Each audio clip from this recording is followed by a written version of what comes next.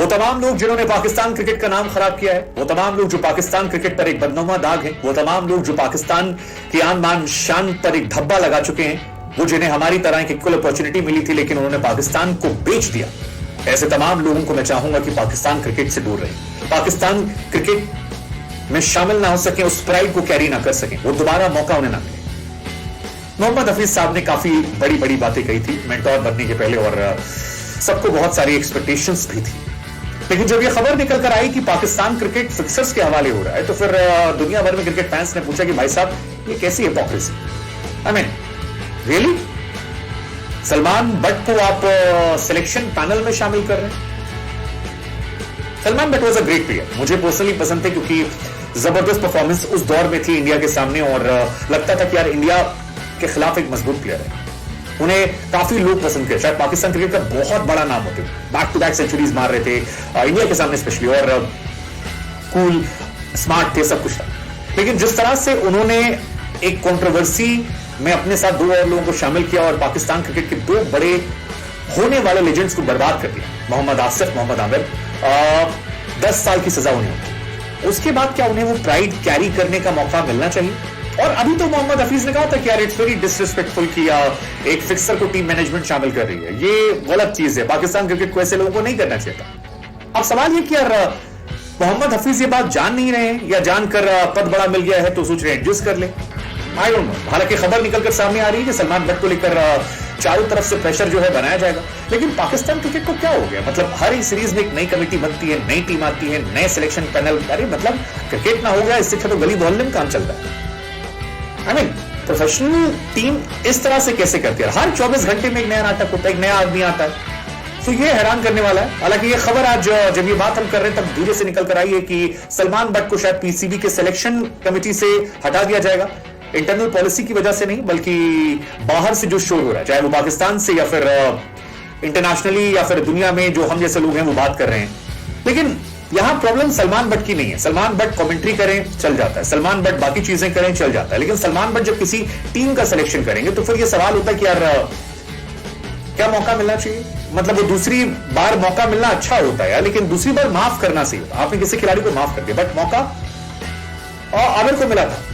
But Aamir was under as, he was 17 और 18 जब उनके साथ हुआ था, एंड ही वाज लाइक मुझे नहीं समझ आया था, बट ये बंदा बहुत सीनियर, और आमिर को भी था तमाम जलालत का सामना करना पड़ा, तमाम बेइज्जती करनी पड़ी, 5 साल की सजा उनकी रही। आई डोंट नो, अब तो तस्वीरों में मजाक उड़ाया जा रहा है, सलमान में तस्वीर निकल कर आती शादाब खान के साथ, वहां लोग मजाक उड़ाते हैं कि यार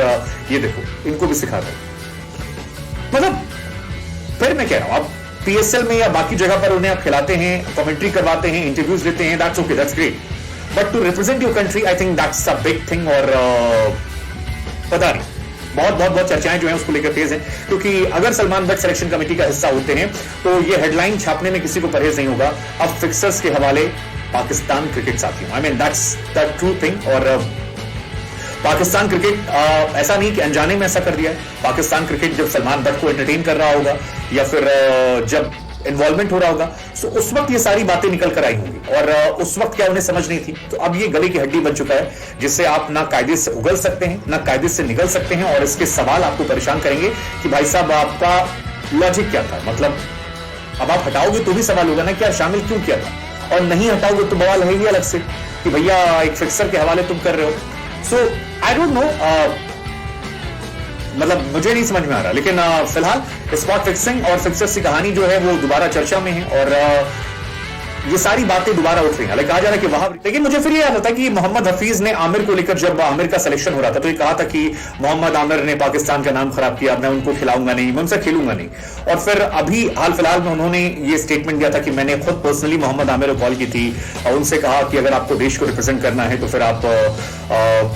खेलना शुरू कीजिए और फर्स्ट क्लास खेलिए क्रिकेट, ऐसा वैसा। मेरे को समझ में नहीं आया कि दोहरा पैमाना क्यों, मतलब आमिर को आपने क्यों कॉल किया था? आपने ही कहा था कि फिक्सर्स को अलाउ नहीं होना चाहिए, मौके नहीं मिलना चाहिए, then why you called Mohammad Aamir? क्या लॉजिक था? लॉजिक वही बता सकते हैं। खैर जो भी है, फिलहाल सलमान बट वाली खबर जबरदस्त है और बड़ी खबर है, और सवाल ये उठ रहा है कि सलमान बट जिन्होंने 2010 में 2010 में जिन्हें बैन किया गया था, 2008-9 में कहानी हुई थी, 10 साल का बैन था, और मोहम्मद आमिर, मोहम्मद आसिफ और क्या नाम, सलमान भट्ट, ये 3 लोग थे जिनको लेकर काफी बवाल हुआ था। वहाब रियाज को लेकर कहा जा रहा है कि वहाब रियाज ने शायद इनडायरेक्टली धमकी दी है कि अगर आप नहीं मानेंगे तो फिर मैं रिजाइन कर दूंगा। चीफ सेलेक्टर फिलहाल वहाब रियाज हैं। लेट्स जस्ट सी क्या होता है, लेकिन मुझे इतना लगता है कि बड़ी जिम्मेदारियां नहीं मिलनी चाहिए। बड़ी जिम्मेदारियां बड़े पदों पर ऐसे लोगों को देनी चाहिए जो नहीं, मतलब जिनके ऊपर इस तरह के बदनुमा दाग जो है वो ना, और अगर हैं तो फिर उसके छींटे आप पर पड़ेंगे। 13 साल पुरानी कहानी फिर से याद आ रही है इसी वजह से।